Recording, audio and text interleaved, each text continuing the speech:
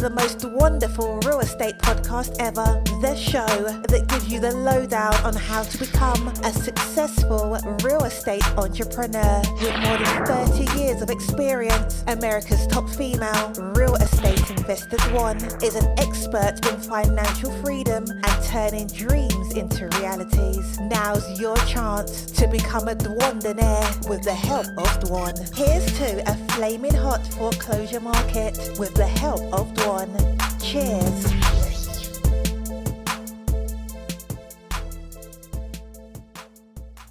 Hey everybody, welcome to the most wonderful real estate podcast ever. And then some of you probably get tired of me saying, welcome, most wonderful real estate podcast ever. But I really am that excited when I do it. So that's my excited voice. So happy you're here today. We're in October and we're talking about each Tuesday about the top exit strategies and what you need to be thinking forward, that the holidays are literally around the corner. So I'm Dawn Benton-Twyford. I'm America's most sought after real estate investor. I'm also known as the queen of short sales. Yes, it's trademarked. I've had it for 20 years. I also trademark short sales as it applies to real estate investing. So I've been doing this a long time, 30 years investing. And this month we're talking about some of the top exit strategies based on the time of year and always, of course, what's happening in the economy and crazy COVID. So our motto at Dwanderful is people before profits. So if that resonates with you, you're at the right place. So I want to read a 5-star review. So I print these out. I have a company called Podcast Reviews, and they put them all together and they send them to me every week. So this one says, learning in a fun way. Dawn does such a nice job of breaking things down in an easy to understand way. I love that each episode is focused on one topic, so it's possible to understand things more in depth. Definitely worth subscribing. Angel Hartwell. Angel, girlfriend. I say I don't read these ahead of time. That's why I hope they're always good. She is the Wicked Smart podcast. Oh my gosh. Thank you, girl. I love you. Y'all check her out. Angel. And I love the way she spells it. It's Angel. Angel Hartwell. She's this Wicked Smart Women podcast. I've been a guest on her show, and she gave me a 5-star review. Aww. See, it shows you I don't read these ahead of time because I just look and see 5 stars and I read it. I'm hoping someone doesn't put 5 stars and write something awful and I just read it like that one of these days. And don't get any ideas that that's what you're going to do. I'm going to start reading these in advance starting today. Okay, so we're talking about our top exit strategies for the fall. And so we talked about buying and holding. And that could be anything. Storage units, commercial buildings, single-family homes, duplexes, triplexes, really, honestly, anything.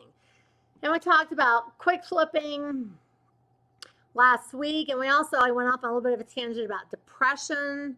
So if anybody is struggling with that, I want you to go back and listen to my show last Tuesday. And tonight we're going to talk about, rehabbing and selling.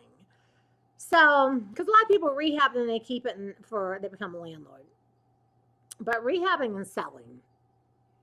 Now, this is another good time. Again, we're getting later in the month of October right now. And people like to move over the holidays. The summertime is the number one time that people move. And that's mostly to get their kids started in the school at the beginning of the school year. But the second most popular time for people to move is over the Christmas and the New Year's break. So they can get their kids enrolled in school for the next semester. Not a lot of parents want to bring their kids in, in the first week of May and school's out in June and they don't get a chance to make any friends. So holidays are a big time for closing deals and moving. So now we're at the end of October. So if you get a house on the market in the next week or two, say the second week of November, it would close, the second or third or fourth week of December, and people could move over the holidays. So if you've been rehabbing, or you're like, hey, I think I would like to really rehab and sell some stuff, if you can get something on the market pretty quickly, you can get it turned really fast right now. And people want to move for the holidays. Now, if you're going to rehab, I've done a series of videos. I don't think I have not done the series of the videos here on the Most Wonderful Real Estate Podcast ever. But I have these little short videos I do called Real Estate in a Snap, where they're 60 seconds each. And I've done a whole bunch of those on every single topic. And I put out like 10 of them together and make them like a little series. So the one thing I want to say about if anyone wants to rehab, think about the time of the year and where you live. Is it going to start snowing? Is it going to be rainy?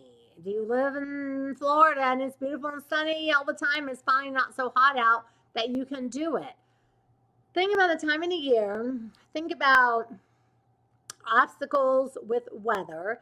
But one of the most important things I want you to think about right now, if you want to rehab right now, is the cost of the items that you need, the cost of plywood, the cost of nails, the cost of tools. One thing COVID did is it made all the building supplies go through the roof. Like you could get, before COVID, you could get a piece of plywood, a giant piece of plywood for like $18, and it was $100. It's like, when they have like a hurricane or something, and people, I can't remember, think of the word I'm using, where they gouge people, they do the price gouging, but there's a specific word for it. And they buy up all the plywood, then they charge like $200 a piece because people really need it. So during COVID, sadly, a lot of buildings stopped around the country. There's way less, like 50% less building permits nationwide. And a lot of housing developments and projects are completely put on hold because the cost of building materials went so high. So if you're thinking like, hey, you know what? I really do want to rehab. I just love it, Tuan. And every time I hear you talk about rehabbing, I just get so excited about talking about rehabbing. It's something that you really feel like you want to do and something that you're led to do.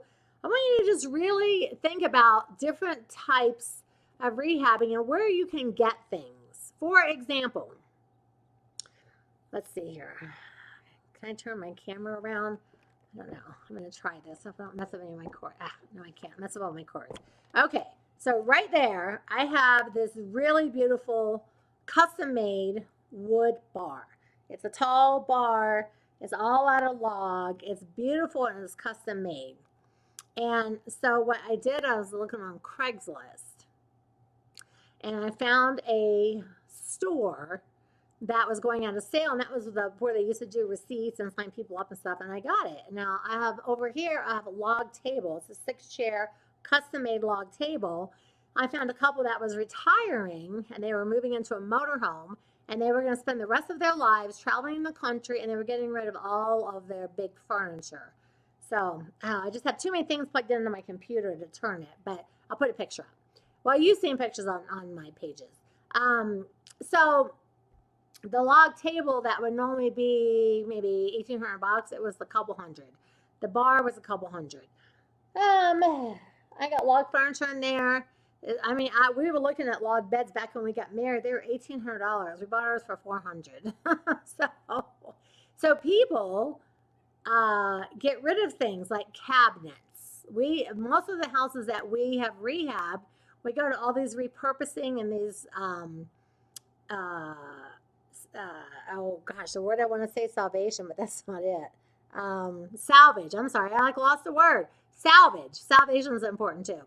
We go to all these salvage stores, and you can get kitchen, like from multi-million-dollar houses, and someone's just like, oh, I don't like the color of my kit. I'm going to redo my cabinets. And they take these beautiful $50,000 cabinets they had custom made, and they just get rid of them. Literally, just put them out on the street. Salvage stores have beautiful bathrooms, bathtubs, toilets, beautiful kitchen cabinets, all kinds of really neat things that you can get super, super cheap. So if you're like, hey, you know what, I really do want to rehab, but things are really expensive right now. Well, carpet didn't go up that much. Tile didn't go up a whole lot. And if you can find used cabinets, you can find doors. We buy, now our house here, we had these doors custom made, but we buy doors from salvage companies all the time. And really neat door handles and just really fun little things like that you can find. You can also repurpose and repaint and strip the color off and redo things that look outdated and make them look trendy again. So even though I'm writing down salvage because for some reason I just keep wanting to say salvation. Ah! Oh, my mind, I get off on tangents sometimes. I don't know how to stop. But you can find really neat things like this fireplace, this mantle.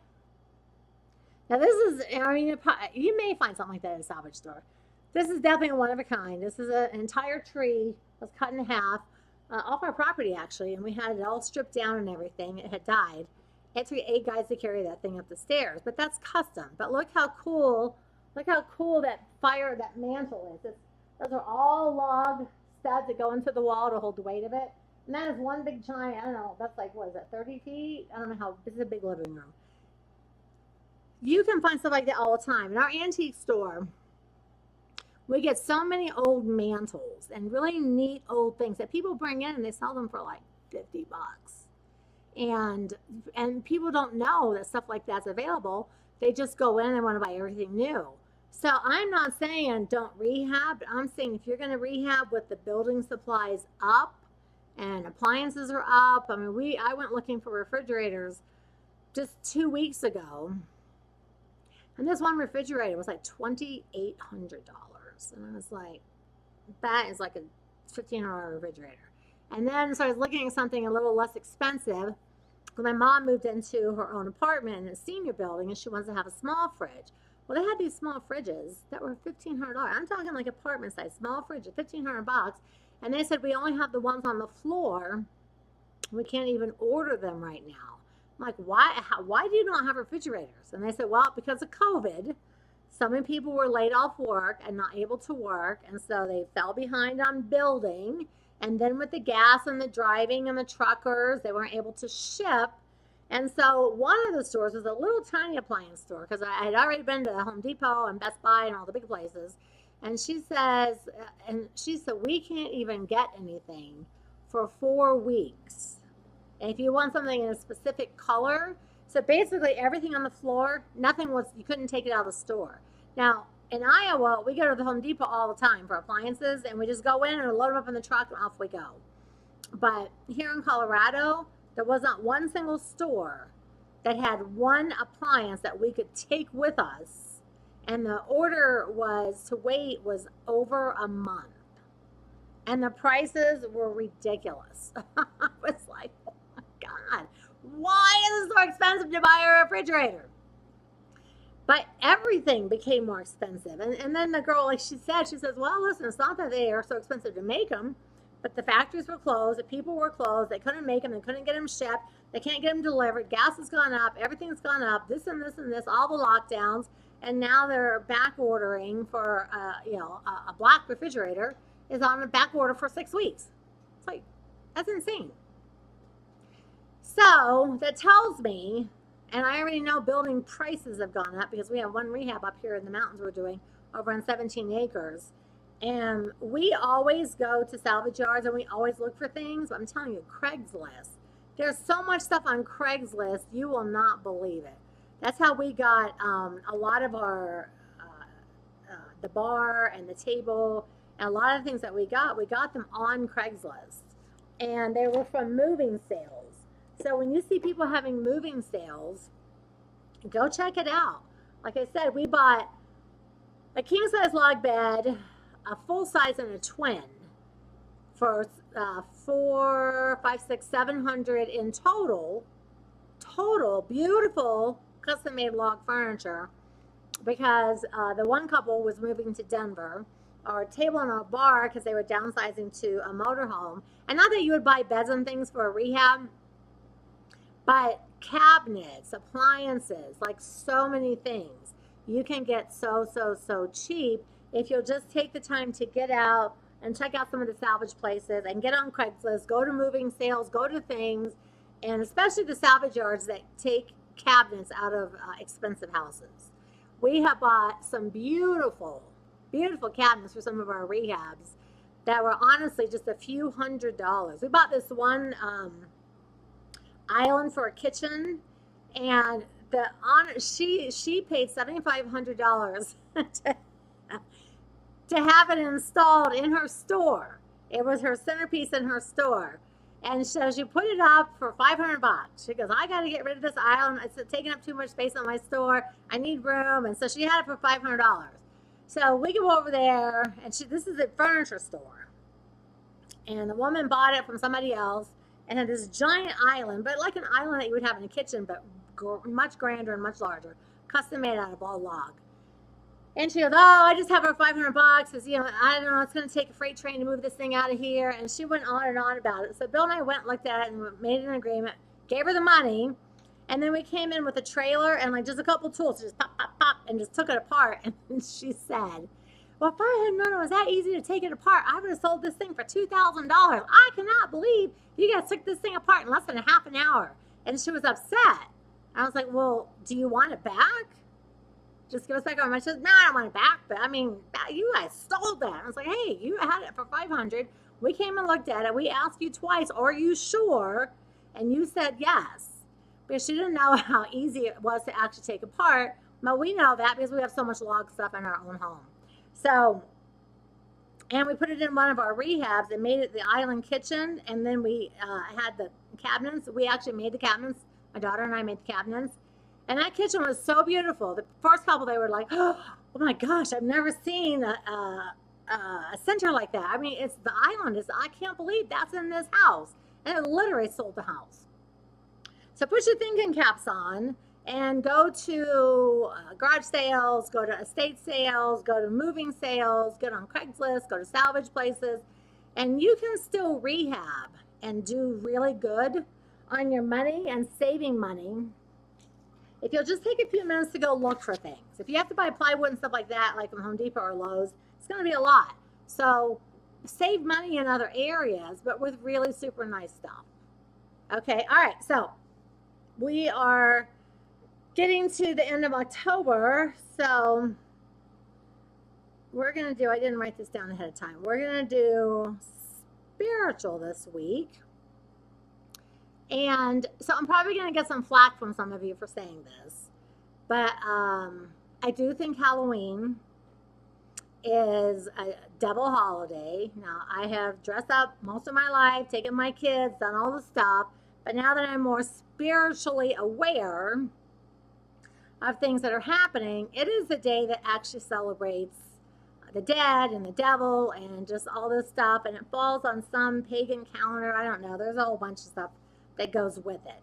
So I'm just going to ask everyone this week to pray for a hedge of protection, because next week is kids will be out and they'll be trick-or-treating and they'll be doing all the things that they do.